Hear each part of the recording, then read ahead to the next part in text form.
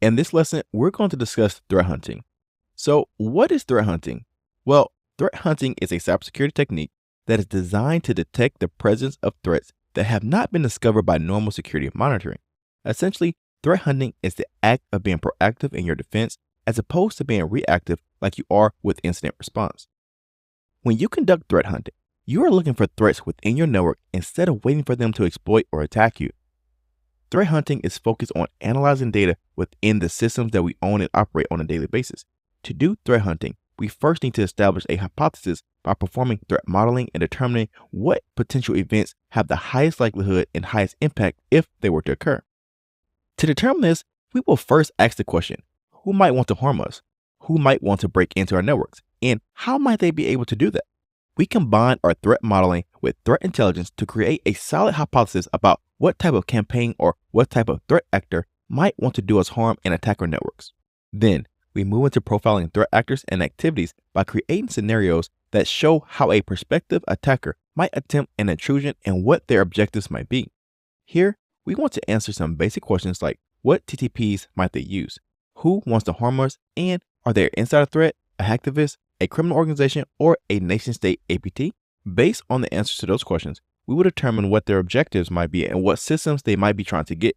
At this point, we can now start our threat hunting on the network.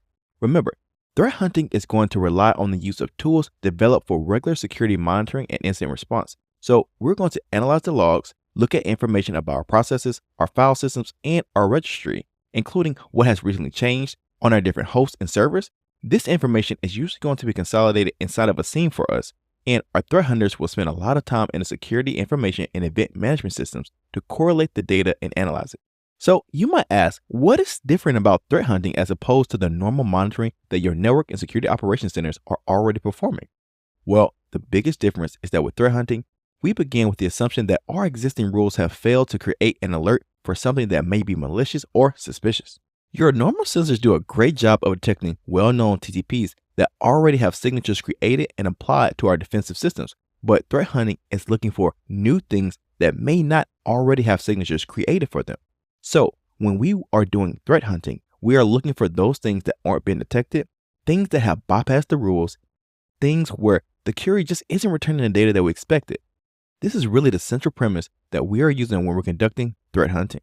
Remember, our existing TTPs and indicators of compromise in our defensive systems are known because someone identified the bad folks doing bad things. But the threat actors also know when their TTPs are becoming well known, and therefore they will modify their tactics to try and avoid detection. Our goal as threat hunters is to try and detect them anyway, which is why we use threat hunting to find new tactics, techniques, and procedures for threat actors and create new indicators of compromise. Because of this, threat hunting is challenging and quite difficult to perform, but it's well worth it. To perform threat hunting, your analysts need to keep themselves up to date on the latest attacks and threats. To do this, they will need to use advisories and bulletins, intelligence fusion, and threat data. Advisories and bulletins are published by vendors and security researchers when new TTPs and vulnerabilities are discovered. When these new TTPs or vulnerabilities are first discovered, there may not be any signatures available in your protection suites, so it is important to conduct threat hunting to determine if your network is at risk based on these bulletins and advisories.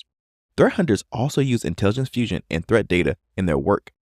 Intelligence fusion and threat data involves using a SIEM and threat analysis platforms to efficiently identify items of concern within your SIEM's logs and the threats other security researchers are observing in the real world.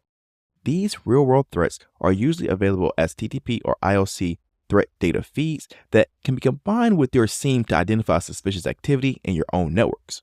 Now, let's take a quick example of how threat hunting works. Pretend for a moment that we just received threat intelligence that told us that the Windows desktops in a lot of different companies have been infected with a new type of malware out there in the wild. Currently, there are not any malware definitions available for this new threat. Based on the details that we find in the advisory or bulletin, we can begin threat hunting in our own network. For example, we might start by analyzing network traffic to determine if there's any outgoing traffic to some sort of suspicious domain or C2 server based on our threat research and looking at good reputational databases.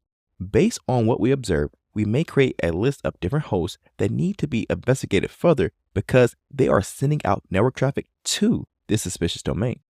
Then When we look at those hosts, we might analyze the executable process list on those hosts, seeing what programs and services are being ran and which ones are opening that network connection.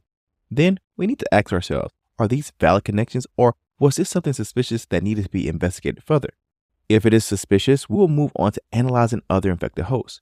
As we look at these different infected hosts, we can start to see if there's any similarities between them. Are they all running the same malicious processes? Are they all using different processes as a method to avoid detection? Finally, we can start identifying the method that the malicious processes on those different hosts actually executed. What allowed it to start? Is there a way that we can block the attack vector against future compromises? Maybe we can move to application whitelisting or allow listing type of system, or maybe we can just utilize a blacklist or deny list for the vulnerable application until the patch has been developed by the vendor. This is the idea of threat hunting, where we take a needle in a haystack based on the information that we have and try to find the attackers. If they made it through our automated defenses by using additional tactical level resources, we need to identify those so that we can build new signatures and add them to our IPS to block future attempts. Threat hunting does consume a lot of resources and a lot of time to conduct, but it provides us with a lot of benefits. For instance, threat hunting can improve your detection capabilities because a threat hunter finds out how these attackers have gotten in and bypassed their detection suite. Then now you can rewrite the rule set and detection algorithms to detect things more accurately and prevent future exploitation. So remember, threat hunting is often integrated into your threat intelligence so that we can correlate external threat intelligence feeds with what you're seeing in your internal logs and other sources. By putting those things together, you now have actionable intelligence.